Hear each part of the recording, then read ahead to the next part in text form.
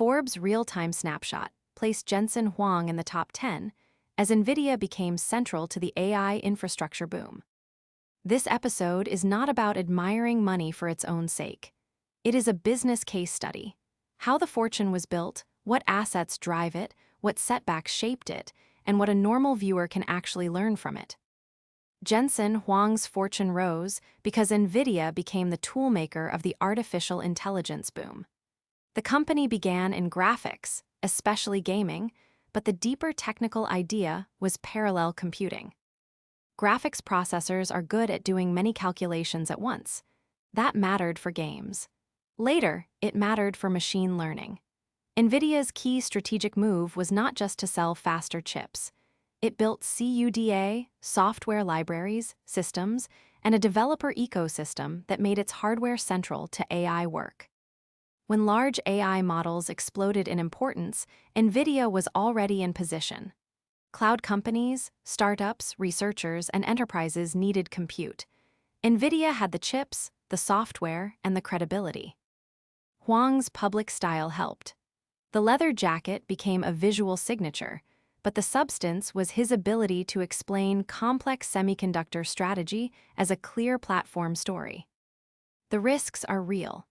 Nvidia has lived through hardware cycles, gaming slowdowns, crypto booms and busts, export restrictions, and growing competition from custom AI chips. The public lesson is to build tools that help other builders. A product can win a market. A platform can become the market's operating layer.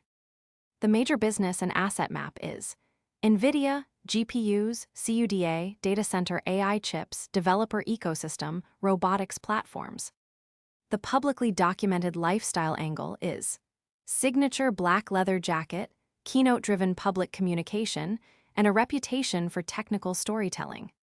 The main work principles are platform thinking, developer ecosystem, endurance through cycles, tools for builders. The main setbacks and risks are early company near failure, crypto cycle exposure, export restrictions, custom chip competition. Now look at the fortune like an editor reading a balance sheet. The headline number is dramatic, but the mechanism matters more. Jensen Huang's wealth is not sitting mostly as cash in a bank account. It is tied to ownership, market valuation, private company estimates, and assets that move as investors reassess the future. That means the fortune can change quickly, sometimes by billions in a day, without the person buying or selling anything. That is why the asset engine matters. In this case, the main map is Nvidia, GPUs, CUDA, data center AI chips, developer ecosystem, robotics platforms. Each asset tells a different part of the story. Some create operating profit. Some create strategic control. Some create optionality, meaning they may not be the biggest source of wealth today, but they could matter more if the market shifts. There is also a timing lesson. Huge fortunes usually come from being early to a structural change and then staying exposed to it for a long time. The change might be electric transportation, search advertising, cloud computing, artificial intelligence, enterprise software, social networking, sports franchises, or global retail logistics. The public often sees the famous person after the outcome is obvious. The wealth was usually created years earlier, when the bet still looked uncertain. This is where the business map matters. The companies, products, and ownership stakes explain far more than the headline ranking. Viewers should understand the difference between salary, revenue, profit, ownership, and net worth.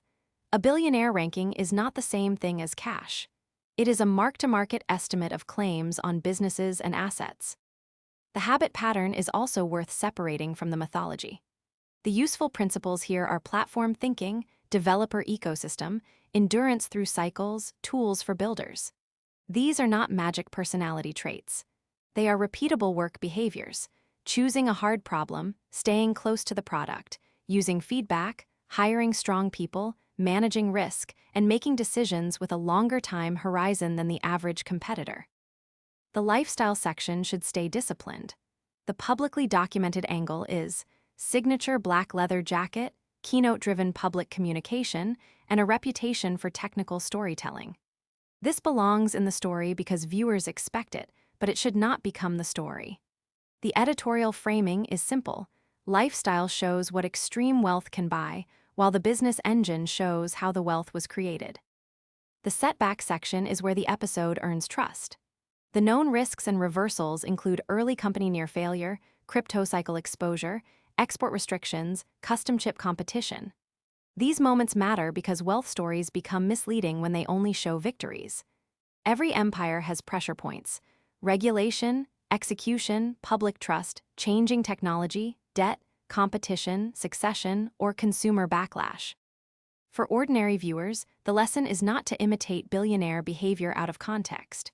Most people cannot copy the capital base, access, timing, or tolerance for loss. But they can copy the clearer habits, learn a valuable skill, understand how money flows through a business, build or own productive assets, avoid lifestyle inflation too early, and think in years rather than days. The final beat should be practical, not worshipful. Ask, what did this person understand before most people did? What asset did they own while that insight became obvious to the world? What risk almost broke the story? And what is the smaller version of that lesson that a normal person can actually use? The practical lesson is clear. Wealth at this scale usually comes from ownership in a compounding asset. The viewer does not need billions to use the lesson. They need sharper judgment, useful skills, better risk control, and the patience to build or own things that become more valuable over time.